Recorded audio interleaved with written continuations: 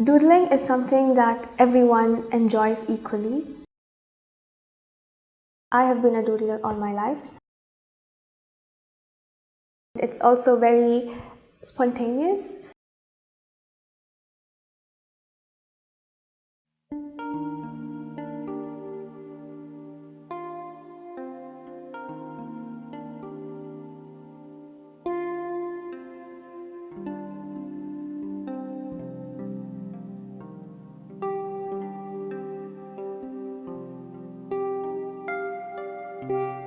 I have a great story to explain my inspiration to how I started off thinking about doodles in a different way.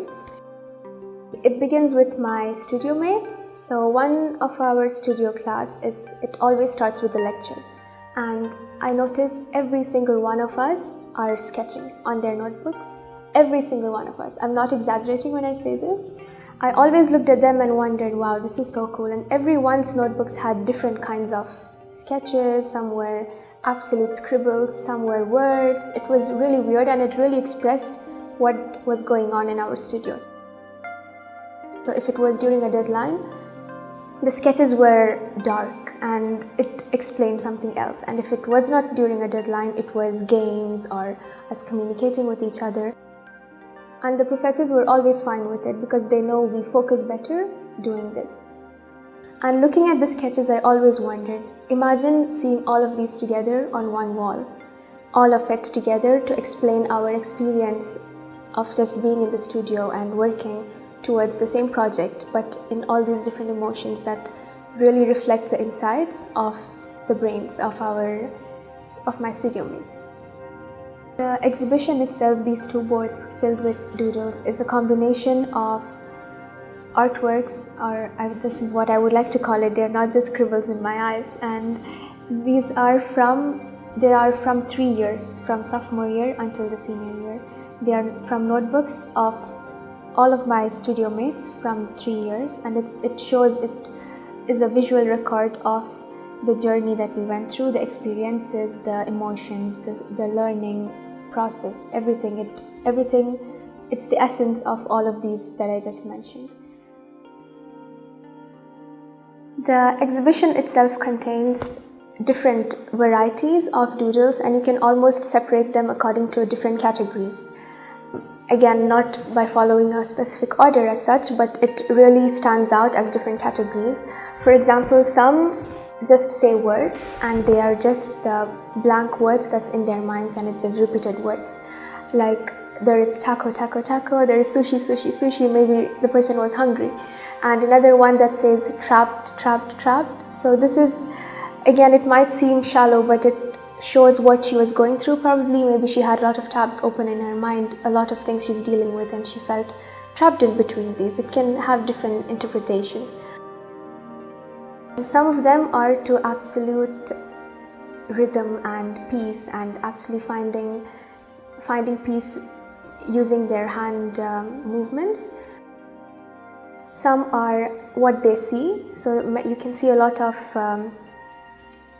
human faces and just our classmates itself, our professors drawn on it, and it's just again a way of zoning out but also focusing at the same time and just sketching whatever you're seeing at the same time. Another doodle that also stands out is the tally marks, counting the number of times the student zoned out. A story behind another doodle that's displayed up there is the one that is a project brief, and it says okay, okay, okay, okay, okay, 100 okays on top of it, on top of the text over the brief.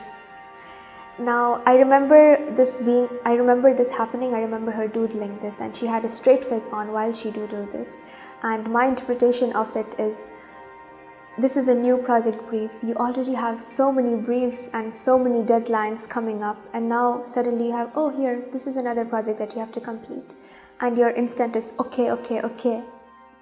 Knowing my classmates and the works itself, I could easily link their personalities to the visual of their doodling itself. Like for example, for mine was very rhythmic, and this is almost how I think. This also reflects in my design projects as an interior designer. You can see a rhythm in all of my designs, and everything just ties together, and it's just one circle that shows how it describes your personality, your inner minds, and it's just a proper snapshot of your minds. So looking at the entire exhibition as a whole, they're all students from one studio, and we all go through the same things, the same projects, not same, similar, and we spend a lot of time with each other, and you can see the diverse studio culture, and this is something that we have to live with even in the design field outside also. Maybe this is like a subconscious practice that we are receiving from the university itself. I am planning on keeping each of these doodles safely in a box because it really shows my university life. It really holds on to all of these memories that I created and all of the things that I learned. It is a depiction, or it at least reminds me of the things that I learned. All-nighters, like all the wrinkles. Wait, what does it say above the rainbow? Who did this? All of this And is Noor stuff. Oh, is this where you were teaching me how to write like this? I love this one. Sadi's This one, right? Who drew that? Fatma. It's literally her. It actually looks like It's not Sada. her, but it's her. Who drew this? Of course.